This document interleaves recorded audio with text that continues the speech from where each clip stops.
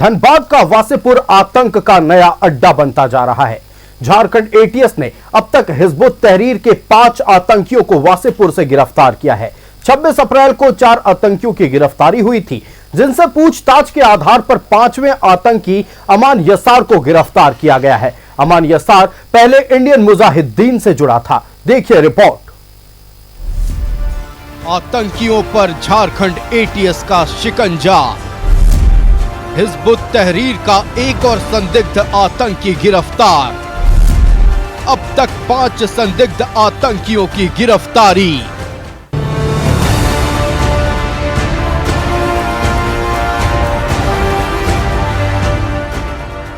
हिजबुत तहरीर के एक और संदिग्ध आतंकी को झारखंड एटीएस ने दबोचा है।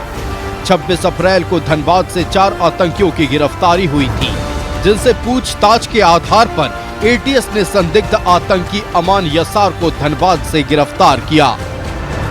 ये 5 लोग जो है वो HUT से कनेक्टेड थे। इसमें गुलफाम हसन, आयन जावेद और एक जावेद की पत्नी शबनम प्रवीण और शहजाद आलम, ये 4 लोग पहले अरेस्ट हुए थे। इसके बाद में एक बहुत इंपॉर्टेंट व्यक्ति गिरफ्तार हुआ, इसका नाम है अम्मार यशार जी। अम्मार यशार जो है ये 2014 में जोधपुर में गिरफ्तार हुआ था इंडियन मुजाहिदीन का सदस्य होने के चलते, और 2024 में छूटा था। और छूटने के तुरंत बाद इसने फिर से इस प्रकार की हरकतें शुरू कर दी और HUT में ये शामिल हो गए। 26 अप्रैल को धनबाद से 4 संदिग्ध आतंकियों की गिरफ्तारी। गुलफाम हसन, अयान जावेद, शहजाद आलम गिरफ्तार। महिला शबनम परवीन को भी एटीएस ने किया था गिरफ्तार। आतंकी संगठन हिजबुत तहरीर से जुड़े हैं सभी आरोपी। गिरफ्तार आतंकियों से पूछताछ के आधार पर 5वीं गिरफ्तारी। धनबाद से आतंकी अमान यसार को एटीएस ने किया गिरफ्तार। 9 मई तक न्यायिक हिरासत में जेल भेजा गया अमान यसार। पहले इंडियन मुजाहिदीन से जुड़ा था आतंकी अमान यसार।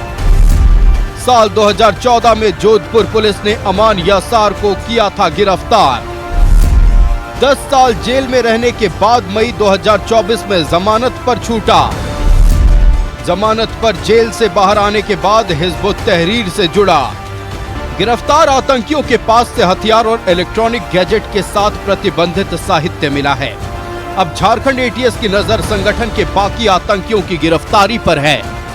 इन लोगों के यहाँ से कुछ हथियार और बहुत सारा जिसको बोलेंगे भड़काऊ लिटरेचर बरामद हुआ है, जिसका एनालिसिस किया जा रहा है। हम उम्मीद करते हैं कि इन लोगों की कन्फेशन और इन लोगों के मोबाइल फोन से बरामद किए गए डिजिटल फुटप्रिंट्स के आधार पे और लोगों को भी हम लोग पकड़ेंगे और कुछ और कार्रवाई करेंगे। आतंकी संगठन हिजबुत तहरीर से जुड़े ये सभी झारखंड में आतंक का नेटवर्क फैलाने में जुटे थे। सोशल मीडिया समेत अन्य माध्यमों से युवकों को गुमराह कर अपने संगठन से जोड़ रहे थे। लेकिन अब झारखंड एटीएस ने इसी नेटवर्क पर प्रहार किया है और नेटवर्क को ध्वस्त करने में जुटी है। न्यूज़ 11 भारत के लिए रांची से दीपक उरांव और इमरान की रिपोर्ट। पिछले कुछ सालों में एक ख्याति प्रचलित हुई थी धनबाद के वासेपुर को लेकर। जब वासेपुर का नाम सामने आता था तो एक तस्वीर दिमाग में आती थी, तस्वीर दिमाग में छपती थी कि उस इलाके में बमबाजी होती है, गोलीबारी होती है। लेकिन बाद के दिनों में जब कुछ लोग वहां से पढ़कर बड़े अधिकारी बने तो धीरे धीरे यह ख्याति समाप्त होने लगी थी। लेकिन पहलगाम में हमला हुआ, फिर सुरक्षा बल सक्रिय होते हैं, झारखंड एटीएस की कार्रवाई तेज होती है और जब धनबाद के वासेपुर में छापा मारा जाता है तो 4 संदिग्ध आतंकियों की गिरफ्तारी होती है। हिजबुत तहरीर, जिसे भारत सरकार की ओर से प्रतिबंधित कर दिया गया था, उससे उस संगठन से जुड़े 4 लोगों की गिरफ्तारी होती है। झारखंड एटीएस की टीम उनसे पूछताछ करती है तो एक संदिग्ध आतंकी के बारे में और पता चलता है। अमान यसार यह वही शख्स है जिसकी गिरफ्तारी आज हुई। एटीएस के कोर्ट में पेश किया गया और 9 दिनों की न्यायिक हिरासत में उसे जेल भेज दिया गया है। अब सवाल यह है कि धनबाद का वासेपुर आखिरकार आतंकवाद का अड्डा क्यों बनता जा रहा है? क्यों वहां रहने वाले कुछ लोग आतंकवाद से खुद को जोड़ रहे हैं और उस संगठन से जोड़ने के प्रयास में दिन रात लगे रहते हैं? जो डिजिटल उपकरण बरामद हुए हैं उनसे यह साफ पता चल रहा है कि यह सिर्फ आज कल या हफ्ते 2 हफ्ते की कहानी नहीं थी। महीनों से यह तार जुड़ रहा था और जैसे ही अब सुरक्षा बलों के द्वारा एटीएस के द्वारा कार्रवाई की जा रही है तो परत दर परत आतंकवाद की जड़ें अब सामने आ रही है। इन्हीं तमाम विषयों पर हम चर्चा करेंगे। हमारे साथ हमारा गेस्ट पैनल जुड़ गया है। अपने अतिथियों से आपका परिचय करा दें। भारतीय जनता पार्टी से प्रतुल शाहदेव जी हमारे साथ जुड़ गए। प्रतुल जी, बहुत स्वागत है न्यूजीलैंड भारत में। हमारे साथ राजेश सिन्हा जी कांग्रेस से जुड़ गए। राजेश जी, बहुत स्वागत है न्यूजीलैंड भारत में। हमारे साथ उमेश तिवारी जी एलजेपीआर से जुड़ गए। उमेश जी, बहुत स्वागत है न्यूजीलैंड भारत में। और राष्ट्रीय जनता दल से हमारे साथ क्षितिज मिश्रा जुड़ गए। क्षितिज जी, बहुत स्वागत है न्यूजीलैंड भारत में। सबसे पहले भारतीय जनता पार्टी का रुख करते हैं। प्रतुल जी, लगातार जो तस्वीरें धनबाद के वसेपुर से सामने आ रही हैं, राज्यवासियों को, देशवासियों को चिंता में डालने के लिए काफी है। झारखंड एटीएस की टीम छापेमारी करती है और एक आतंकी संगठन हिजब उत तहरीर, जिसे प्रतिबंधित कर दिया गया था, लेकिन उससे जुड़े लोगों की गिरफ्तारी होती है। और आज जिस शख्स की गिरफ्तारी हुई है, अमान यसार, वह इंडियन मुजाहिदीन से भी जुड़ा था। देखिए आयुष, झारखंड का टेरर कनेक्शन जो है ये बहुत ही चिंताजनक करने वाला है। आपने बिल्कुल सही कहा। आप शुरुआत की बात करें 27 अक्टूबर 2013 में आपको लिए चलते हैं। गुजरात के मुख्यमंत्री थे तब नरेंद्र मोदी जी, जो प्रधानमंत्री पद के उम्मीदवार डिक्लेयर हो चुके थे भारतीय जनता पार्टी से। उनकी पटना में जो रैली होनी थी उससे पहले पटना रेलवे स्टेशन और जो गांधी मैदान है उस पर लगातार सीरियल ब्लास्ट हुआ। कई लोगों की जान चली गई और इसका जो कनेक्शन निकल के आया, ये उसके बाद जो खुफिया विभाग से जो जानकारी मिली, एनआईए ने भी छापा मारा।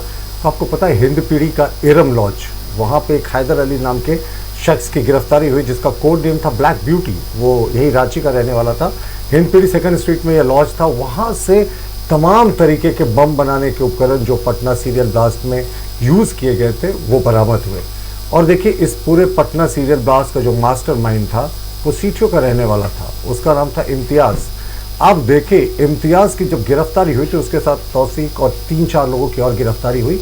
आयुष, आप सोचिए, हमारे बिल्कुल नाक के नीचे वो बॉम्ब ब्लास्ट की कहाँ ये लोग टेस्टिंग करते थे। ये सीटियों का जंगल, ये बिल्कुल धुरवा डैम से सटा हुआ सीटियों के जंगल में ये बॉम्ब ब्लास्ट की वो करके देखते थे कि इसका क्या इम्पैक्ट है और क्या नहीं है। और उसके भी गिरफ्तारी हुई। इनके तार जुड़े हुए पकड़े गए। एर्नाकुलम में जो बॉम्ब ब्लास्ट हुआ था, उसके बाद अहमदाबाद में जो बॉम्ब ब्लास्ट हुआ था, उनसे भी इनका तार जुड़ा गया। तो बहुत ही लंबा कनेक्शन था। और जो हाल में बहुत ही चर्चित गिरफ्तारी हुई थी साहब, अल कायदा का एक स्लीपिंग सेल, डॉक्टर इश्तियाक, जो इस शहर के बहुत ही प्रतिष्ठित अस्पताल में रेडियोलॉजिस्ट था, उसकी गिरफ्तारी हुई। तो आप सोच लीजिए उसके साथ उसके जैसे कितने स्लीपर सेल एक्टिव थे। और अभी जो गिरफ्तारी हुई, एटीएस को इसके लिए साधुवाद साहब, एटीएस को सैल्यूट, अच्छी कार्रवाई इन्होंने की है। पहले भी 4 लोग पकड़े गए थे जिसमें एक शबनम प्रवीण भी थी। मैं शबनम प्रवीण का नाम इसलिए ले रहा हूँ क्योंकि वो सिर्फ 20 साल की युवती थी। आप सोचिए, ये जो ट्रेनिंग देने वाले मॉड्यूल हैं किस तरीके की ट्रेनिंग देते हैं कि इन्होंने 20 वर्ष की युवती के सर में भी इतना जहर घोल कर रखा था कि जो बयान सामने आया एटीएस का सामने, कि वो पूरे तरीके से खुद को मानव बम के रूप में तब्दील करने के लिए। इतना ही नहीं, कोडरमा से जिस शख्स की गिरफ्तारी हुई महज 17 साल का था। जी, आप सोचिए। तो वही मैं बता रहा था आपको। इसके अतिरिक्त देखिए, झारखंड ने साहिबगंज और पाकुड़ के इलाके में पीएफआई का भी दंश झेला है। पीएफआई को हमारी सरकार ने 2018 में बैन किया था और पीएफआई का कनेक्शन भी इंटरनेशनल कनेक्शन था। इसके अतिरिक्त आप देखेंगे अंसार उल बंगला नाम का एक प्रतिबंधित आतंकवादी संगठन है जो बांग्लादेश में तमाम विघटनकारी शक्तियों के साथ जुड़ा रहा है। उसके तार भी जो है यहाँ के झारखंड के दुमका से जुड़े थे। आपको याद होगा, बेटी अंकिता को एक युवक ने जला के मार दिया था। तो उस युवक के भी तार जुड़े दिखे थे अंसारुल बंगला से, जिसको ये ट्रेनिंग दी जाती थी कि आप हिंदू बेटियों से शादी कीजिए, आपको इतनी हुर्रे मिलेंगी अगर आपकी शहादत भी हो जाती है। तो ये जो आतंकवादियों का नेक्सस है ये बहुत ही खतरनाक है। मैं आपको डॉक्टर इश्तियाक के बारे में दोबारा इसलिए बोल रहा हूँ साहब कि हम में से कई लोग ऐसे होंगे जिन्होंने रेडियोलॉजी की जब जांच कराई होगी उस प्रतिष्ठित अस्पताल में, तो उसी डॉक्टर ने रेडियोलॉजी की जांच की होगी। वो अल कायदा का स्लीपर सेल था, उसने बहुत सारे भेद खोले। लंबी प्लानिंग थी, वो रहकर पढ़ाई भी यहीं कर चुका है। बिल्कुल। और आप सोचिए कितने लोगों को ऐसे नफरती विचार उसने भरे होंगे चुपचाप। वो तो डॉक्टर था, लोग ऐसे ही जाते होंगे। बातों बातों में वो किस तरह की बातें करता था, जो बाद में एनआईए ने खुलासा किया कि वो देश के विरोध में लोगों को भड़काता था, कहता था हमारी कौम के साथ गलत हो रहा है। तो ऐसे स्लीपर सेल्स हैं, इनको आइडेंटिफाई करने की आवश्यकता है। और फाइनली मैं आपको समाप्त करने से पहले बोलूं, जब लोहरदगा में राइट्स हुआ था तो आयुष आपको याद होगा कि उस समय जो स्पेशल ब्रांच के एक डीएसपी थे, उन्होंने रिपोर्ट दी थी कि यहाँ रोहिंग्या घुसपैठिए हैं, उनका कुछ आतंकवादी संगठन जो म्यांमार में है उनसे उनका लिंक है। उस डीएसपी का तबादला कर दिया गया, लेकिन लोहरदगा में बड़े पैमाने पर राइट्स हुआ था इस सरकार के जो कार्यभार संभालने के तुरंत बाद में। तो ये जो आतंकवादियों का तो कनेक्शन जो झारखंड में दिख रहा है, हम तो पहले ही उग्रवाद की दंश को झेल रहे हैं। हाँ ठीक है, उग्रवाद अंतिम सांसें गिन रहा है। दो घटनाओं की मैं भर्त्सना करूंगा आज भी बात खत्म करने से पहले। एक तो जिस तरीके की काराना हरकत उग्रवादियों ने की है, एक 68 साल के मुनीम को मेरे गृह जिला लातेहार महुआ डाड़ में कायरता से मारा है। शर्म आनी चाहिए इनको। 68 साल के बुजुर्ग, नियत थे बुजुर्ग को इन्होंने बेदर्दी से मार दिया, सिर्फ इसलिए कि अब उग्रवाद जो है वो लगातार अंतिम सांसें गिन रहा है। केंद्र सरकार और जो झारखंड पुलिस के सहयोग से अभियान चल रहा है। और दूसरी चिंताजनक घटना है, अभी दिन दहाड़े ओरमांझी के एक ज्वेलरी दुकान में लूट की बड़ी डकैती हो गई। जो तो ये दोनों घटनाएं बहुत खतरनाक है, लेकिन मूलतः उग्रवाद और आतंकवाद दोनों की दंश झेल रहा है झारखंड। आयुष बिल्कुल, उग्रवाद आतंकवाद दोनों का दंश झारखंड झेल रहा है। और देखिए, झारखंड वो प्रदेश है जो लगातार ये कहता है कि हमें किसी से हिंसा नहीं करना है, हम शांति से अपने आप को विकास करना चाहते हैं, हम अपने देश को विकसित होते देखना चाहते हैं। लेकिन ये आतंकवादी जो छिपे हैं हमारे झारखंड प्रदेश में, अब हालांकि उनके चेहरे बेनकाब हो रहे हैं, धीरे धीरे कहां तक उनकी जड़ें हैं इसका भी खुलासा हो रहा है। हम सत्ता पक्ष से जानेंगे कि आखिरकार ये आतंकवाद की जड़ें जो इतनी फैली हुई हैं, इंटेलिजेंस की कहां चूक हो रही है। जब कुछ होता है तब जाकर कार्रवाई होती है, तब कुछ गिरफ्तारियां होती है। हमारे राज्य झारखंड में इस वक्त जो कार्रवाई झारखंड एटीएस की ओर से हो रही है, उसमें जो खुलासे हो रहे हैं ये चौंकाने वाले हैं। झारखंड के भीतर बैठकर एक साजिश रची जा रही थी, न सिर्फ झारखंड वासियों को नुकसान पहुंचाने की, बल्कि भारतवासियों को नुकसान पहुंचाने की। हालांकि एटीएस की कार्रवाई में जो गिरफ्तारियां हुई हैं उससे कुछ खुलासे हुए हैं जो चौंकाने वाले हैं। एक शख्स जिसकी गिरफ्तारी आज हुई, हालांकि वो आज सलाखों के पीछे भेज दिया गया है, न्यायिक हिरासत में है, वो इंडियन मुजाहिदीन से जुड़ा हुआ था। इंडियन मुजाहिदीन वही संगठन है जो कभी नहीं चाहता कि भारत विकास करे। भारत में आतंकवाद फैलाना एकमात्र उस संगठन का मंसूबा है। हम इन्हीं तमाम विषयों पर चर्चा कर रहे हैं। हमारे साथ हमारा गेस्ट पैनल भी जुड़ा हुआ है। कांग्रेस का रुख करते हैं राजेश सिन्हा सनी जी हमारे साथ हैं। राजेश जी, सीधा सवाल एक खड़ा हो रहा है कि झारखंड प्रदेश में आतंकवाद फैलता जा रहा है। ये आतंकी झारखंड प्रदेश के युवाओं को अब पूरी तरह से भ्रमित करते नजर आ रहे हैं। और अब जो गिरफ्तारियां हुई हैं उसमें जो डॉक्यूमेंट्स मिले हैं उसमें साफ तौर पर पता चल रहा है हिजबुत तहरीर हो या इंडियन मुजाहिदीन हो, इस संगठन को विस्तार की तैयारी थी झारखंड प्रदेश में। देखिए आयुष, जिस प्रकार पिछले दिनों पहलगाम में आतंकवादी हमला हुआ, निश्चित तौर पे वो अत्यंत दुर्भाग्यपूर्ण था। और उससे भी बड़ा दुर्भाग्यपूर्ण कि हमारे राज्य से आतंकवादी मिल रहे हैं। एटीएस ने अपना काम किया, लगातार आतंकवाद के खिलाफ हमारा भारत देश जूझता रहा। देश की आजादी के बाद से लेकर अब तक, चाहे देश की आजादी के बाद आतंकवादी हमला हुआ हो या इधर आपने देखा हो पुलवामा, उरी, पहलगाम, जो घटनाएं घटी वो बहुत दुर्भाग्यपूर्ण और अत्यंत दुखद करने वाला घटना था। दिल को झकझोर देने वाला घटना घटा। भारत देश को और सरकार को आतंकवाद पे चौतरफा हमला करने की आवश्यकता है। उसी क्रम में एटीएस ने अपनी कार्रवाई की संजीदगी के साथ। देखिए, हमारे देश की सुरक्षा के लिए एटीएस, एनआईए या जितनी भी ऐसी संस्थाएं हैं जो संस्थाएं हमारे देश को सुरक्षित रखती है, उन संस्थाओं को भारत सरकार को खुला छोड़ देना चाहिए कि किस प्रकार हम आतंकवादियों में कंट्रोल करें और आतंकवाद फैलने से रोके। और आतंकवादियों का जो सही जगह है, जो सही जगह है, वहां हमारे एनआईए और एटीएस के जो अधिकारी पदाधिकारी वो लोग उनको पहुंचाने का काम को करें। ये कहीं से भी आयुष, किसी भी तरह से आतंकवाद और आतंकवादी हम लोग अपने देश में बर्दाश्त करने वाले नहीं हैं। निश्चित तौर पे झारखंड के धनबाद से भी 4-5 आतंकवादी गिरफ्तार हुए हैं। एटीएस ने अपनी कार्रवाई की।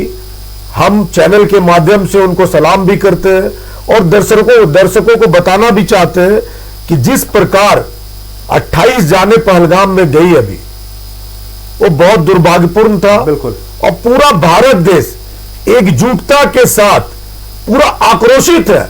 आप देख रहे हैं लगातार सड़कों पे लोग निकल करके कैंडल मार्च के माध्यम से, चूंकि कानून कहता है कि अब भारत देश में हम लोग खास तौर पे हम लोग यहां पे शांतिपूर्ण तरीके से धरना और प्रदर्शन करते हैं, ताकि केंद्र सरकार में बैठी हुई जो भी पार्टी हो, कभी हमारी सत्ता में होती है पार्टी, अभी भारतीय जनता पार्टी है, तो वो कड़ा से कड़ा कदम उठाए। और देश के विपक्ष के नेता ने भी सीधे तौर पे कल प्रेस कॉन्फ्रेंस करके राहुल गांधी जी ने भी कहा है कि आतंकवाद के ऊपर केंद्र सरकार चौतरफा हमला करे, हम सभी लोग एक साथ हैं। तो निश्चित तौर पे आतंकवादियों को और खास तौर पे पाकिस्तान को सबक सिखाने की आवश्यकता है, और सबक हम सिखाएंगे भी, हमें भरोसा भी है। और हमारी जो संस्थाएं हैं, एटीएस, एनआईए जैसी बहुत सारी संस्थाएं जो हमको सुरक्षित रखने में, और हम जब चैन की नींद सोते हैं तो उनके ही दम पे, और जो बॉर्डर में हमारे सैनिक सुरक्षा में खड़े रहते हैं उनके ही दम पे हम लोग चैन की नींद सोते हैं आयुष। तो निश्चित तौर पे जो पाकिस्तान का जो ये रवैया है, पाकिस्तान को जवाब देने की आवश्यकता है। और जो हमारे राज्य से लोग गिरफ्तार हुए, जिस चर्चा, जो पैनल पे हम लोग चर्चा में बैठे हैं, एटीएस, एनआईए सभी संस्थाएं अपना संजीदगी के साथ में काम कर रही है। जो लोग, ऐसे लोग गिरफ्तार हो रहे हैं, ऐसे लोगों को कड़ी से कड़ी सजा देने की जरूरत है। चलिए, और कोशिश ये करना है कि भविष्य में हमारे भारत देश में ऐसी घटना नहीं घटे, और हमारे राज्य में खास तौर पे। देखिए, हर भारतीय यही चाहता है राजेश जी कि हमारे देश में, हमारे राज्य में ऐसी घटनाएं ना घटे, और ये जो कुछ लोग हमारे देश में, हमारे राज्य में रहकर हमारे देश को खोखला करने की कोशिश कर रहे हैं, उन पर जल्द शिकंजा कसा जा सके। इनकी जड़ें कहां तक फैली है, इस जड़ को उखाड़ फेंकने की जरूरत है। हम रुक कर लेते हैं एलजेपीआर का। हमारे साथ उमेश तिवारी जी। उमेश जी, देखिए, लगातार तमाम राजनीतिक दलों के नेता ये कहते हैं कि आतंकवाद के खिलाफ लड़ाई लड़नी है, जड़ से खत्म कर देना है, लेकिन जब जब आतंकवादियों की गिरफ्तारी होती है या संदिग्ध आतंकियों की गिरफ्तारी होती है, एक सवाल आता है सामने कि आखिरकार कहां चूक हो रही है। मतलब इतने बड़े पैमाने पर इतने दिनों से ये अपना संगठन चला रहे हैं, अपने मंसूबे को अंजाम दे रहे हैं, केंद्र सरकार हो या राज्य सरकार हो, सवाल तो सब पर उठेंगे ना। देखिए आयुष जी, जो आतंकवादी घटना घट रही है या उग्रवाद घटना घट रही है, इस सबसे पहले इस पर हम लोग देश का, राज्य का, दोनों प्रशासन, शासन, सरकार को इस पर सोचना चाहिए कि इन आतंकवादियों का प्रशिक्षण कहाँ मिल रहा है जी, और किस जगह पर मिल रहा है, वो प्रशिक्षण देने वाले कौन हैं। दूसरा सवाल ये है कि जहाँ इन लोग का प्रशिक्षण हो रहा है, उसका पहले जो स्ट्रक्चर है उसको पहले ध्वस्त किया जाए। प्रशिक्षण देने वाले जो ट्रेनर हैं उनको पहले गिरफ्त में लिया जाए और उनको फांसी के सजाए, उनको जो है सो फांसी पर लटकाया जाए। अब सवाल है कि जो बांसेपुर में जो घटना घटी है, एटीएस द्वारा जो आतंकवादियों को गिरफ्तार किया गया है, मुझे लगता है कि आयुष जी आपको भी जानकारी होगा जी कि केवल बांसेपुर ही नहीं, झारखंड में मुझे लगता है कि इस तरह की घटना जो आतंकवादियों की गिरफ्तारी हुई है, संथाल से भी सामने आई, उसमें संथाल है, गिरिडीह है, चाईबासा है, चतरा है, रांची में आप देख चुके हैं। तो जो आतंकवादी अपना पैर पसार रहे झारखंड में, इसके लिए सरकार को ठोस पहल करना चाहिए और उन लोगों को जांच करना चाहिए कि ये लोग का कहां कहां ये लोग है, उस जगह पर रेड कर करके, छापे मार करके उन लोग पकड़ करके सीधे उन लोग को फांसी के सजा देना चाहिए। बिल्कुल, ये गिरफ्तारियां तो उसी का नतीजा है ना उमेश जी। जी, देखिए सवाल है कि गिरफ्तारी की जाती है, लेकिन जो सजा जो होना चाहिए उस तरह का सजा मेरा मांग है, मेरी पार्टी का मांग है कि उन लोग को सीधे कानून के तहत उन लोग को फांसी का सजा दिया जाए, ताकि इस तरह का आतंकवाद का पुनरावृत्ति देश में और राज्य में नहीं हो। चलिए, आतंकवाद की पुनरावृत्ति राज्य में ना हो, इसको लेकर ठोस एक्शन की जरूरत है। और कहां है वो आतंकवादी, वो ट्रेनर कहां है जो हमारे राज्य के युवाओं को बहका रहे हैं, बाहर से लोगों को बुलाकर उन्हें ट्रेनिंग दिया जा रहा है, हमारे देश को डैमेज करने की कोशिश की जा रही है। इस सवाल का जवाब हम लेंगे। हम क्षितिज मिश्रा के पास चलते हैं। क्षितिज जी, देखिए उमेश जी ने एक सवाल बहुत महत्वपूर्ण खड़ा किया। उनका कहना है कि झारखंड में ऐसी कई जगहें हमने देखा है, हमने खबरें भी अपने दर्शकों को दिखाई है कि कुछ लोग बाहर से आते हैं, ट्रेनिंग देते हैं और हिफाजत से निकल भी जाते हैं। सीधे तौर पर सरकार से सवाल पूछा गया कि वो कौन लोग हैं जो इन आतंकियों को प्रवेश करने दे रहे हैं, ट्रेनिंग देने दे रहे हैं और हिफाजत से बाहर भी निकलने दे रहे हैं। देखिए आयुष, सबसे पहले तो अगर हम केवल झारखंड की ही बात नहीं करें, कश्मीर की भी बात करें। हम लोग कहा जाता है पहलगाम में भी अब देखा जा रहा है कि वहाँ स्थानीय लोग भी थे, तो आखिरकार वो लोग स्थानीय लोग को कैसे समझा देते हैं, इस पर वो कैसे समझा रहे हैं, कैसे उन्हें प्रेरित कर रहे हैं, सरकार इस पर क्या सोच रही है? क्योंकि वो आएंगे, स्थानीय लोगों को समझाएंगे और अपने उसमें ला करके ऐसी ऐसी घटनाएं करवाते हैं वो मिलकर के, तो स्थानीय लोगों के पास वो पहुंच जा रहे हैं। हमारी एनआईए की टीम, हमारी इंटेलिजेंस की टीम क्या कर रही है, वो क्यों नहीं समझ पा रही है? अगर वो आतंकवादी वहां समझाने के लिए पहुंच जा रहा है, वो समझा भी ले रहा है और हमारे आदमी को पता भी नहीं चल रहा है, हमारे इंटेलिजेंस का पता। झारखंड में कुछ लोग घुस जा रहे हैं, स्लीपर सेल्स घुस जा रहे हैं और घुसने के बाद कुछ लोगों को ट्रेनिंग दे रहे हैं, बम का बनाने का वो सिखा रहे हैं और हमारे टीम को पता ही नहीं चल रही है, हमारे एनआईए इंटेलिजेंस को पता ही नहीं चल रही है। तो कैसा इंटेलिजेंस, किस प्रकार की काम हो रही है, इस पर सवाल तो बनता है। पहलगाम में हमला हुआ, पहलगाम में एक दिन पहले तो नहीं घुस गया होगा वो आतंकवादी, इतने दिनों से 15 तारीख से रेकी हो रही थी, इतने दिनों से। हाँ, वो 3 जगह को भी सेलेक्ट किया गया। मैं सवाल तो नहीं पूछना चाहता था, कुछ दिन पहले वहां भाजपा के एक सांसद भी गए थे, सिक्योरिटी थी उनके लिए, और लेकिन हमारे लोगों के लिए सिक्योरिटी नहीं थी कई घंटों तक। सवाल इसलिए पूछी जानी चाहिए क्योंकि केवल हम बदला लेंगे, सही है, हम लेंगे बदला और जबरदस्त बदला लेंगे, हम आपके साथ हैं, बदला लेने में सब साथ हम आपके साथ हैं। लेकिन वहां पर 1.5 घंटा तक जब वहां के लोग जो मरे हैं, उनकी बहन कह रही थी कि हमारा भाई बच सकता था, लेकिन 1.5 घंटा तक वहां कोई पहुंचा ही नहीं, हमारा भाई बचाया जा सकता था, तो क्यों नहीं पहुंचा? आतंकवादी कैसे पहुंच जा रहे हैं अपने ऊपर? कहां थे सुरक्षा कर्मी? सवाल तो बनता है। कि भूस्खलन में सड़कें जो है डैमेज हो गई थी और इसी का शायद फायदा आतंकवादियों ने उठाया, वहां के ज्योग्राफिक कंडीशन का फायदा। मतलब वो आयुष जी, आतंकवादी पहले से वहां पहुंचा हुआ था जी। हमारे जब 2000 से ज्यादा लोग वहां थे, मैं वही तो पूछ रहा हूं ना, सांसद महोदय जाते हैं तो सुरक्षा होती है, 2000 लोग वहां गए, उनकी सुरक्षा कौन करेगा? मुख्यमंत्री जी से वहां के लोगों ने सवाल पूछा था, पीड़ितों ने पूछा था कि आपके पीछे 4 गाड़ियां चल रही है, जो टैक्स पेयर है उसके लिए क्या? जब क्या कोई एडवाइजरी जारी किया गया था वहां के लिए? कोई एडवाइजरी जारी किया गया था कि यहाँ नहीं जाना है या वो करना है? क्यों एडवाइजरी नहीं था? जब लोग वहां चले गए हो चुका है, डंका पीट कर ये कहा जा रहा है कि कश्मीर अभिन्न हिस्सा है हमारे भारत देश का, तो क्यों नहीं जाना है और क्यों एडवाइजरी जारी हो?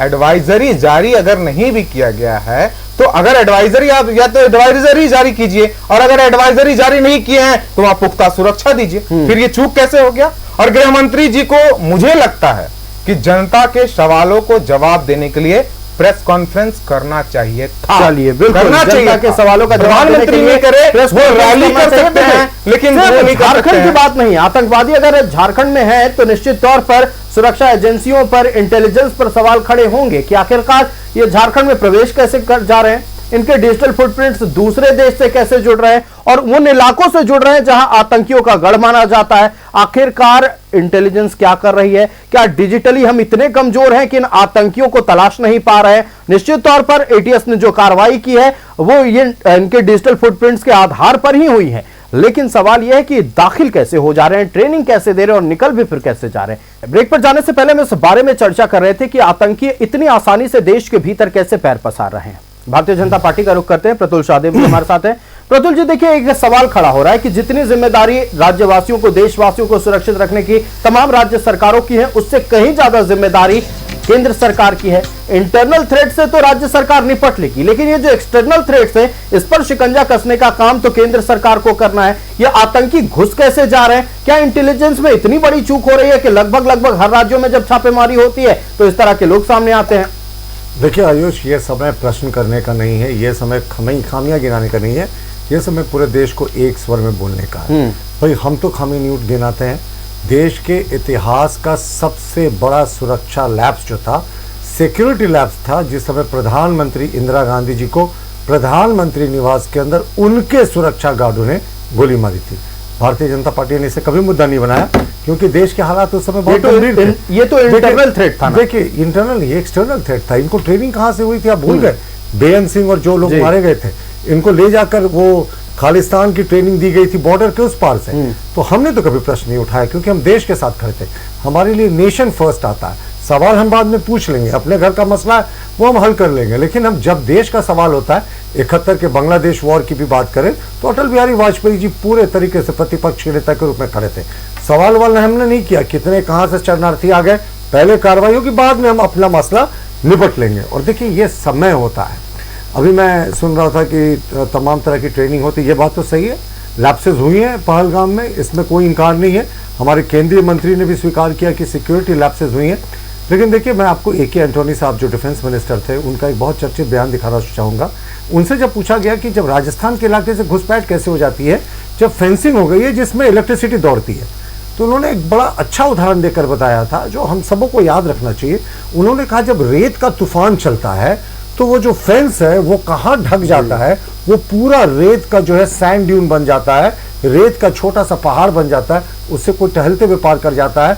और इतनी लंबी सीमा है कि ऊंट पे या BSF के जवान तमाम तरीके से पूरे समय चौकसी नहीं। लेकिन ये भी तो सच है ना कि उस वक्त के तकनीक में आसमान जमीन का अंतर है। मुझे खत्म करने थे। नहीं, देखिए, बॉर्डर की तो स्थिति वही है। अब बांग्लादेश के साथ देखें, करीब अभी भी 400 से 500 किलोमीटर का जो एरिया बांग्लादेश का लगा हुआ बॉर्डर का है, वो इसलिए फेंसिंग नहीं हो पाई, या तो वहां नदियों का नेटवर्क है, या तो फिर वेस्ट बंगाल सरकार ने जमीन नहीं दिया। अब वेस्ट बंगाल सरकार ने क्यों जमीन नहीं दिया, ये बड़ा आश्चर्यजनक है। तो आप कैसे करेंगे वो, जब फेंस एरिया नहीं है, रिवराइन से छोटे छोटे नदियां हैं, बड़ी नदियां बहती हैं, तो आपको प्रोएक्टिव इंटेलिजेंस चाहिएगा। ये मैं सहमत हूं। देखिए, अब इंटेलिजेंस फेलियर तो सच में है। अगर बांग्लादेश से 6 जनवरी को कोई पाकुड़ के इलाके में आ जाता है, 1 हफ्ते रहता है, तो पहला तो वो बॉर्डर इंटर किया, तो कहीं ना कहीं ये केंद्रीय एजेंसीज की कहीं ना कहीं इस पर इनको बैकफुट पे होना चाहिए, मैं मानता हूं। लेकिन 1 हफ्ता झारखंड में रह के गया ट्रेनिंग देकर, तो यहाँ के भी स्पेशल ब्रांच का फेलियर है। मुझे लगता है कलेक्टिव एफर्ट का समय आ गया है, जब स्टेट के एजेंसीज, केंद्र के एजेंसीज दोनों को मिलकर काम करना चाहिए। बिल्कुल, और देखिए, देश को अभी और समय है या फिर अब बाद में? नहीं, आप बात पूरी करें अपनी। जी, मैं कहता हूँ देश को एक स्वर में बोलना चाहिए। जिस समय पहलगाम अटैक हुआ, उस समय रॉबर्ट वाड्रा जी का पहला बयान आया। वो बड़े परिवार से ताल्लुक रखते हैं कि भाई इसलिए चुन चुन कर हिंदू और मुसलमान को मारा गया क्योंकि मुसलमान असुरक्षित महसूस करता है। मैं वीडियो भी प्ले कर दूंगा, और सब हमने सब भी देखा, आपने तो स्पेशल शो किया था इस पे। तो असुरक्षित महसूस करता है। अब रॉबर्ट वाड्रा जी के उस बयान को पाकिस्तान के नेशनल असेंबली में चर्चा हुई कि भाई इतने बड़े खानदान का एक दामाद कह रहा है कि मुस्लिम असुरक्षित हैं। उसके बाद किस तरह का बयान आया आप देखें। उस सैफुद्दीन सोज का क्या बयान आया साहब, कि पानी रोकना गलत है, आतंकवादियों को, पूरा पाकिस्तान को आतंकवादी कहना गलत है। कर्नाटका के मुख्यमंत्री जी का क्या बयान आया, कर्नाटका के एक विधायक का क्या बयान आया कि नहीं साहब पूरे पाकिस्तान को दोषी मानना गलत है। देश को इस समय एक स्वर में बोलना चाहिए। इससे पहले भी देखिए, आतंकवाद की घटनाएं में जब आप अलग अलग तरीके से बोलेंगे ना, तो पूरे इसको विदेशों में भी आपको कोट किया जाता है, यूएनओ में भी कोट किया जाता है। पुराना मैं आपको याद दिलाता हूं, माननीय सोनिया गांधी जी बहुत सीनियर लीडर है कांग्रेस की। बाटला हाउस इनकाउंटर के बाद क्या उन्होंने कहा था, जो सलमान खुर्शीद साहब ने अपनी किताब में भी कोट किया, कि मुझे रात भर नींद नहीं आई, मेरे आंसू नहीं थम रहे थे। ये कौन सा बयान था? दिग्विजय सिंह जी ने क्या कहा, 26/11 के हमले के पीछे आरएसएस का हाथ था। बाद में इसके लिए उनको माफी मांगनी पड़ी। ये वही दिग्विजय सिंह है जो हाफिज सईद जैसे आतंकी को हाफिज जी कहते हैं, ओसामा बिन लादेन को ओसामा साहब कहते हैं। और ये कहते हैं, सैफुद्दीन सोज का एक बहुत आपत्तिजनक बयान था जब उन्होंने दुर्दांत नक्सली, दुर्दांत टेररिस्ट बुरहान वानी की जिस समय न्यूट्रलाइज किया था सिक्योरिटी फोर्सेस ने, उन्होंने कहा हमारी सरकार रहती तो बुरहान वानी को हम मरने नहीं देते। और इसके अतिरिक्त जो पी चिदम्बरम साहब बहुत सीनियर रिस्पॉन्सिबल मिनिस्टर रहे हैं कांग्रेस में, उनको कहना था कि अफजल को जो फांसी दी गई है वो गलत है। तो देखिए, ये समय होता है ना, क्या इन्हीं बयानों को यूएनओ में कोट करता है पाकिस्तान। मैंने आपको पहले भी उदाहरण दिया, समाप्त कर रहा हूं, कि धारा 370 के समय जिस समय माननीय प्रतिपक्ष के नेता राहुल गांधी जी ने कहा था कश्मीर में हिंसा और अशांति है, तो पाकिस्तान के तत्कालीन मानवाधिकार मंत्री शिरीन ने पत्र लिखा था यूएनओ में, और राहुल गांधी जी के उसी बयान को कोट किया था और कहा था कि देखिए, विपक्ष के जो प्रमुख नेता है वो भी कह रहे हैं कश्मीर के हालात अच्छे नहीं है। मुझे लगता है रिस्पॉन्सिबिलिटी का समय है, राजनीति का समय बिल्कुल, नहीं देखिए, है। संवैधानिक अच्छी बात है, तौर पे राहुल गांधी जी लोगों को कह रहे हैं तो- हम देश के साथ हैं, बिल्कुल। और होना भी चाहिए। रिस्पॉन्सिबल हिसाब तरीके तो से हम पेश आपस होना में होगा बराबर कर लेंगे। और रिस्पॉन्सिबिलिटी लेनी होगी। हम लगातार इस बारे में चर्चा कर रहे हैं कि किसकी जिम्मेदारी थी, लेकिन ठीक है, अगर जिम्मेदारियां मान ली जा रही है कि हमसे गलती हुई है, ये इंटेलिजेंस गलती नहीं, फेलियर है, चूक बिल्कुल हुई है। जी वो बिल्कुल माना हुई है, और रिजिजू निश्चित तौर साहब पर ने। केंद्र सरकार की ओर से माना जा रहा है, भारतीय जनता पार्टी की ओर से भी माना जा रहा है, लेकिन विपक्ष का भी एक और चेहरा है। विपक्ष का कहना है, आएंगे प्रतुल जी आपके पास, विपक्ष का कहना है कि अब इस वक्त एक साथ खड़े हैं, सवाल पूछने का वक्त हालांकि ये नहीं है, लेकिन सवाल पूछना इसलिए जरूरी हो जाता है क्योंकि हमारे देश के भी कुछ युवा जो देश के भविष्य होंगे, अगर उन्हें सही रास्ता दिखाया जाए, उन्हें गलत रास्ते पर भटकाया जा रहा है, और ये आतंकवादी भटका रहे हैं, और इनके पीछे का कारण बस इतना सा है कि इंटेलिजेंस फेलियर हो रहा है, बॉर्डर के उस पार से ये लोग आ रहे हैं। तो चलिए, राज्य में आतंकवादियों पर शिकंजा लगातार कसा जा रहा है। ये वो लोग हैं जो हमारे राज्य के युवाओं को भटकाने का काम कर रहे थे, हमारे राज्य को, हमारे देश को कैसे तोड़ा जाए, इस रणनीति पर अपना साजिश रच रहे थे। और निश्चित तौर पर अगर बात किया जाए तो इंटेलिजेंस फेलियर है, और ये माना भी जा रहा है। देखिए, इसमें कोई अपना पल्ला नहीं झाड़ रहा है कि हमने गलती नहीं की है या फिर हमसे गलती नहीं हुई है, इंटेलिजेंस से गलती नहीं हुई। हम कांग्रेस का रुख कर लेते हैं। जी प्रतुल जी, जल्दी पूरी करें। एक लाइन सिर्फ। देखिए, पहलगाम जो है वो सैकड़ों किलोमीटर दूर है पाकिस्तान से, पिछले 25 वर्षों में कोई घटना नहीं हुई थी, और मिनी स्विट्जरलैंड जहां ये घटना हुई है, मैं वहां खुद गया हूं। 2 घंटे के घोड़े की सवारी के बाद वो पहलगाम से दूर एक छोटा सा वैली है जी, तो बैतरन ये घाटी। इस 25 वर्षों तक जहां कोई घटना नहीं हुई थी, सच में सिक्योरिटी चूक है, और बहुत चलिए, गंभीर बिल्कुल। चूक है। चलिए, आप केंद्र सरकार के द्वारा और भारतीय जनता पार्टी भी लगातार ये मान रही है कि चूक हुई है। हम कांग्रेस का रुख कर लेते हैं। राजेश सिन्हा जी, राजेश जी, देखिए, आपके तमाम सवालों का जवाब भारतीय जनता पार्टी ने दे दिया है। चूक हुई है, इंटेलिजेंस फेलियर है, ये मान लिया गया है, लेकिन अगर राज्य के भीतर कोई बैठा हुआ है तो राज्य सरकार को भी जिम्मेदारी लेनी होगी। अब एक मिलकर क्यों ना एक अभियान चलाया जाए राज्य में कि बांग्लादेश के घुसपैठियों हो या पाकिस्तान से आया कोई शख्स हो या किसी भी एक्सटर्नल थ्रेट जो हमारे राज्य को आने वाले समय में परेशान कर सकता है, राज्यवासियों को परेशान कर सकता है, उन्हें जड़ से उखाड़ कर फेंके। देखिए आयुष, ये समझने की आवश्यकता है, झारखंड हो, गुजरात हो, बिहार हो या अन्य जितनी भी राज्य है हमारे भारत देश में, वो भारत देश से बाहर नहीं है जी, और देश की जो सीमाएं हैं वो केंद्र सरकार के अधीन है। तो निश्चित तौर पे हम लोग मिलकर के काम करते ही हैं, और राज्य सरकार तो हमेशा केंद्र सरकार के अधीन रही है। जी, जो बॉर्डर सुरक्षा, जो सीमाएं हैं, देखिए, अधीन उन नहीं गई, सीमाओं संघीय को- ढांचा है, उन संघीय ढांचा सीमाओं उसी को के नहीं, तरीके से काम होती नहीं, है, अधीन नहीं, गई। मैं जो जी, बोल रहा हूं समझिए, जी, हम भारत देश के तो अंग हैं। ऐसा तो नहीं है झारखंड हमारा अंग नहीं है भारत देश का, हमारे ही देश का अंग है, बिल्कुल। जितने भी राज्य हैं। तो देखिए, केंद्र सरकार और जो एजेंसियां हैं, इतना बड़ा हमला हुआ, दुर्भाग्यपूर्ण हमला हुआ, हम लोगों ने एक बार भी नहीं कहा कि गृह मंत्री को इस्तीफा देना चाहिए, रक्षा मंत्री को इस्तीफा देना चाहिए। जी, बिल्कुल बिल्कुल, सराहनीय। सुरक्षा में इतनी बड़ी चूक हुई। इससे पहले जब जब ऐसी घटनाएं घटी, चाहे 26/11 की बात करूं, पाटिल जी थे, उन्होंने इस्तीफा दिया। निश्चित तौर पे आज के समय में सबसे पहले अगर जिम्मेदारी किसी को लेने की आवश्यकता थी तो देश के गृह मंत्री लेते, प्रेस कॉन्फ्रेंस करते। हम लोगों ने देखा है आयुष, लगातार, मैंने पहले भी बोला, देश की आजादी के बाद से लगातार देश में आतंकवादी हमलाएं हो रही है जी, और होती आई है। जो भी सरकार आती है वो सरकार पूरा प्रयास करती है कि हम किसी भी तरह ऐसी घटनाओं को दोबारा नहीं होने दें अपने देश में। लेकिन निश्चित तौर पे जिस प्रकार देश के प्रधानमंत्री बड़ी बड़ी बातें किया करते थे, जिस प्रकार देश के गृह मंत्री बड़ी बड़ी बातें किया करते थे, केवल बातों से काम नहीं चल रहा। अब समय आ गया है जवाब देने का, अब समय आ गया है जवाब देकर हिसाब लेने का, और हम सभी लोग एक साथ हैं। यहां कोई टीका टिप्पणी की बात नहीं है, कोई रोक टोक की बात नहीं है। झारखंड राज्य में चर्चा हो रही है हमारे राज्य की, जी, हमारे यहां से कुछ लोग गिरफ्तार हुए, निश्चित तौर पर बहुत दुर्भाग्यपूर्ण घटना है। और जो लोग ऐसे लोगों को प्रशिक्षण दे रहे हैं, उनको भी समाज में कंट्रोल तनाव करने की पैदा हो आवश्यकता रहा है, है। जी, उनको पहले भी से तनाव पकड़ने दे की रहे हैं, जी। आवश्यकता है। और जो ये पूरा सिस्टम चला रहे हैं, ये तो देखिए एनआईए करेगी, एटीएस करेगी, रॉ करेगी, जितनी भी एजेंसियां, और निश्चित तौर पे वो अपना काम करने में का प्रयास कर रही होगी।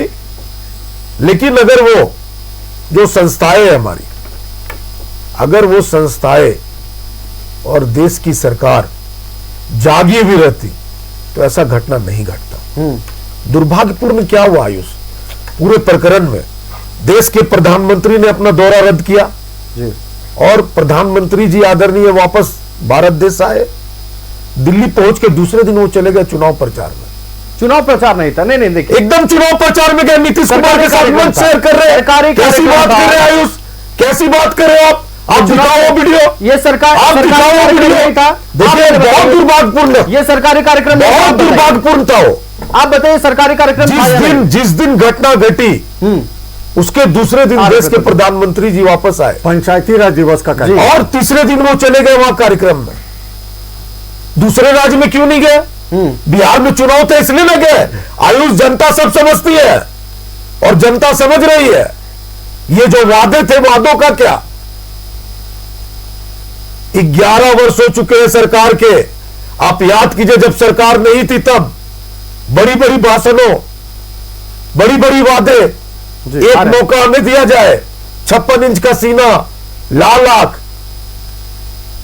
सबसे दुर्भाग्यपूर्ण बात क्या आयुष, मैं आपको बता देना चाहता हूं, मैं आपको बता देना चाहता हूं आयुष जी, ये जब घटना घटी, अत्यंत दुर्भाग्यपूर्ण घटना घटी, आपदा में अवसर किस प्रकार भारतीय जनता पार्टी के लोगों ने नेतागिरी करने का काम किया, हिंदू मुसलमान करने का काम किया, भारत देश के मुसलमानों को गलत तरीके से, गलत नजरिए से देखने का काम करने लगे ये लोग। जिस प्रकार छत्तीसगढ़ का ट्विटर हैंडल, छत्तीसगढ़ भाजपा के ट्विटर हैंडल से फोटो आया, जो मर गया उसकी वाइफ, लोगों के ट्विटर हैंडल उसकी वाइफ वहां पे बैठी हुई है, लिया गया, उसकी वाइफ बैठी हुई है, उसी फोटो को इन लोगों ने यूज करके बोला चुन चुन करके, धर्म पूछ करके मारा।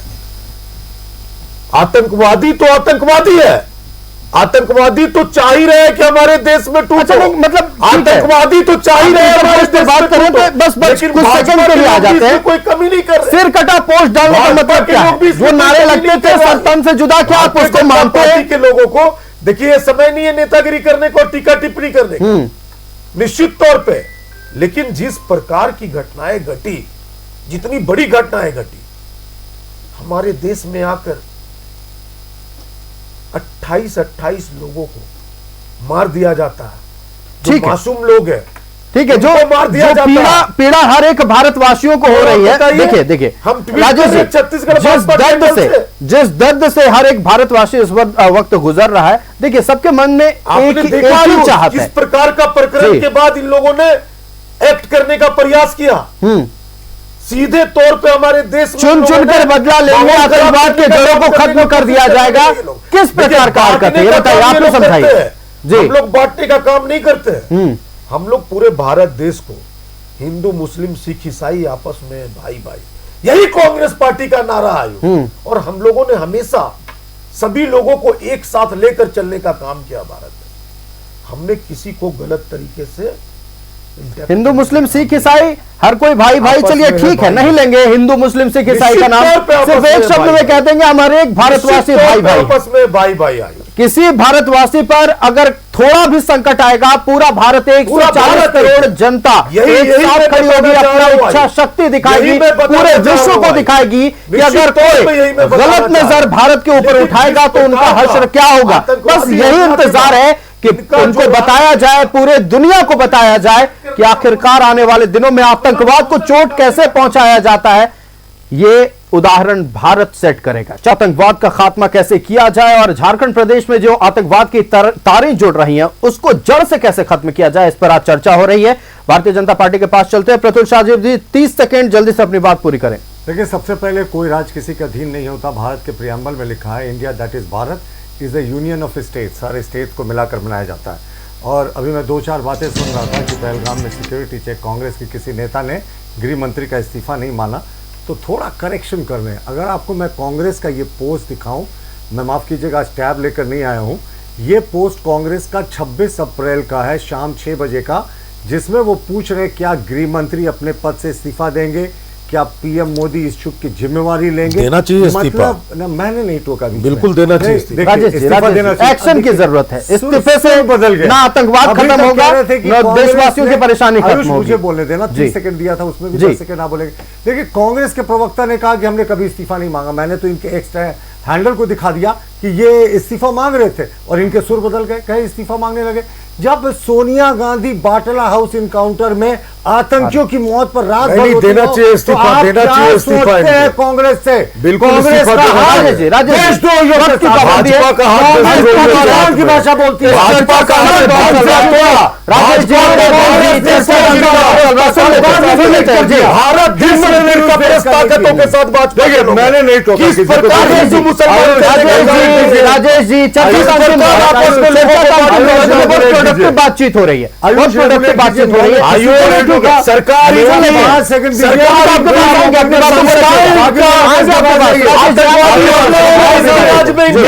समय में उसके बावजूद भी जवाब हम दे, जवाब हम दे, जवाब हम दे। केंद्र में सरकार जवाब हम दे, बातचीत चल रही है। जवाब हम दे, बोलेंगे जवाब अमित शाह जीतेंगे, मोदी जीतेंगे। बिल्कुल, अभी झूठ पकड़ा गया। इस्तीफा हम देंगे। ये इस्तीफा नहीं मांगा, जी। मैंने दिखा हाँ, तो दिया। इस्तीफा हम देंगे। ठीक है, मांग लीजिएगा इस्तीफा। अरे हाँ, मांग जी, लीजिएगा देना इस्तीफा। चाहिए। अरे कौन बोलता है आप इसको? सादियों को राजेश जी, मांगेगा इस्तीफा, मांगेगा। आप विपक्ष में, आपका हक है, आपकी अपनी मांगों को रखना आपका हक है। राजेश जी, ठीक है, आप मांगिएगा इस्तीफा, बिल्कुल आपका हक है। विपक्ष में आप अपनी मांगों को रख सकते हैं। फिलहाल सुन लेते प्रतुल जी क्या कह रहे हैं। जी, मैंने तो दिखा दिया, इन्होंने मांगा था। तो इनका हाथ तो देशद्रोहियों के साथ शुरू से रहा है। देशद्रोहियों के साथ तो भाजपा का हाथ है। भारतीय जनता पार्टी के लोग को देश को बांटना चाहते हैं, उस देश को चौधरी जिस प्रकार बांटने का काम किया, कांग्रेस के 28 प्रधानमंत्री लोगों की मृत्यु हो गई और उसके बाद ये लोग हिंदू मुसलमान बचा नहीं है। हिंदू मुसलमान भारत देश में बचेगा। देश की जनता ने देखा एक एक कर बात रखते हैं, एक एक कर बात रखते हैं। देखिए, प्रतुल जी, कांग्रेस जल्दी के पूरी पोस्ट करें को बात। पाकिस्तान के सेपरेटिस्ट लीडर रीपोस्ट करने लगे ना, तब आप समझ लीजिए किसका हाथ किससे में। चलिए, उस पोस्ट को हटा भी तो गया दिया गया। बिल्कुल। 28 लोगों की जान चली गई। प्रतुल जी, पुलवामा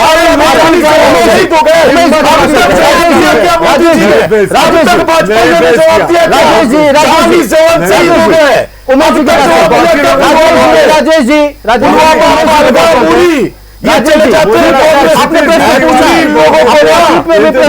सपने में भी कांग्रेस पार्टी याद आती है। चलिए, अरे देश बनाया आपने, उमेश जी के पास चलते हैं। देश को आजाद कराया आपने। एक जन ने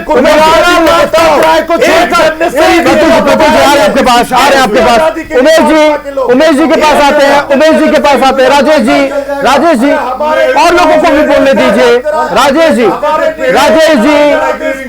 राजेश जी और लोगों को भी बोलने दीजिए।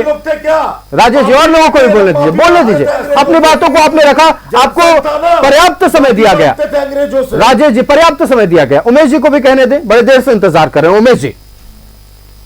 उमेश जी, देखिए लगातार जो सवाल खड़े हो रहे हैं इंटरनल सुरक्षा को लेकर और बॉर्डर पर सुरक्षा को लेकर, उसको लेकर हालांकि सबका यही कहना है कि हम एक साथ होकर आतंकवाद से लड़ाई लड़ेंगे, लेकिन अब ये राजनीति बीच में आ जा रही है। पार्टियों का चेहरा, पार्टी के नेताओं का चेहरा, इस पर सियासत शुरू हो जा रही है। ना कि आतंकवाद से कैसे निपटा जाए, इसको लेकर राय विचार विमर्श हो रहा है। जी आयुष जी, ऐसा है कि अभी हमारे विद्वान कांग्रेस के प्रवक्ता महोदय ने कहा कि भारतीय जनता पार्टी धर्म की राजनीति करती है।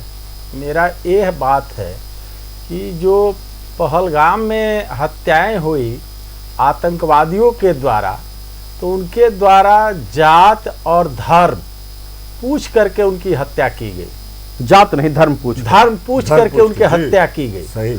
उनके कपड़ा जो पहने हुए थे उसको उतारवाया गया। क्या ये इसको भारतीय जनता पार्टी नहीं, पूरे देश की जनता जानती है कि नहीं जानती? इस बात को बिल्कुल जानती है। दूसरा है कि जो आतंकवाद का समस्या है ये पूरे देश में है जी। इसमें मुझे लगता है कि केंद्र सरकार और जो राज्य सरकारें हैं इनको मिल करके आपस में चलिए, बैठक बिल्कुल। करके समन्वय बिल्कुल समन्वय स्थापित करने की जरूरत है। देखिए वक्त की पाबंदी, उमेश जी हम आपसे कुछ और राय विचार लेना चाह रहे थे, लेकिन फिलहाल वक्त की पाबंदी है। अब क्षितिज जी का रुख करते, क्षितिज जी जल्दी अपनी बात रखें। देखिए आयुष जी, अभी हमारे एलजेपी के महाविद्वान प्रवक्ता जी कह रहे थे कि धर्म और जात पूछ करके मारा गया है। तो अब अभी हमारे प्रवक्ता बीजेपी पे के कह रहे थे, ट्वीट की बात कर रहे थे, आपने भी इसको ट्वीट कर दिया। उन्होंने एक नैरेटिव जड़ा और आपने उसे पूरा करने के लिए एक ट्वीट कर दिया। तो हम भी मान लें क्या कि आपका कनेक्शन जुड़ा हुआ? मैं सवाल इनसे ये नहीं पूछ रहा था, मैं इन पर वो नहीं कर रहा था, लेकिन मैं ये सवाल जरूरी है कि जब पुलवामा में हमला हुआ, उससे आपने क्या सीखा? देश ने क्या सीखा? उस समय भी आरडीएक्स कहां से आ गए थे, बम कैसे बना, आपको नहीं पता चला? इसके बाद अभी कहां से गन आ गए, वो कहां से आए, इनको नहीं पता चला? तो सवाल नहीं पूछेंगे क्या? अभी सवाल पूरा नहीं हुआ आयुष जी, सवाल का तो झड़ी लगाएंगे। बिल्कुल बिल्कुल, जब बदला ले लिया जाएगा बिल्कुल सवाल पूछेगा, और हम भी सवाल पूछेंगे कि आखिरकार चूक हुई कहां, कौन थे जिम्मेदार लोग जिन्होंने अपने काम को बखूबी नहीं निभाया? सवाल पूछे जाएंगे। फिलहाल एकजुट होने की जरूरत है, बदला लेने की जरूरत है। देश को एक स्वर में बोलना चाहिए। कभी सही और सवालों के लिए हासिल बदला लेने की जरूरत है। एक साथ पूरे भारतवासी एक साथ खड़े हैं और आतंकवाद के खिलाफ न सिर्फ भारत, पूरा विश्व इस वक्त भारत के साथ कंधे से कंधा मिलाकर चल रहा है। कैसे आतंकवाद की जड़ों को निस्तेनाबूद किया जाए, इस पर कार्रवाई की तैयारी शुरू हो गई है। कुछ झलकियां कश्मीर में देखने को भी मिली है। चंद दिनों में आतंकवाद का सफाया होगा, पूरे भारतवासी यही उम्मीद कर रहे हैं। हम अपने अतिथियों का धन्यवाद करते हैं। भारतीय जनता पार्टी से प्रतुल शाहदेव जी हमारे साथ थे। प्रतुल जी बहुत धन्यवाद न्यूज 11 भारत को समय देने के लिए। कांग्रेस से राजेश सिन्हा सनी जी थे। राजेश जी बहुत धन्यवाद न्यूज 11 भारत को समय देने के लिए। क्षितिज मिश्रा राष्ट्रीय जनता दल से हमारे साथ थे। क्षितिज जी बहुत धन्यवाद न्यूज 11 भारत को समय देने के लिए। और उमेश तिवारी जी हमारे साथ एलजेपीआर से थे। उमेश जी बहुत धन्यवाद न्यूज 11 भारत को समय देने के लिए। तो खबरें चलती रहेंगी, जन सरोकार से जुड़े मुद्दे लेकर एक बार फिर आपके बीच आएंगे। मुझे दीजिए इजाजत, देखते रहिए न्यूज 11 भारत।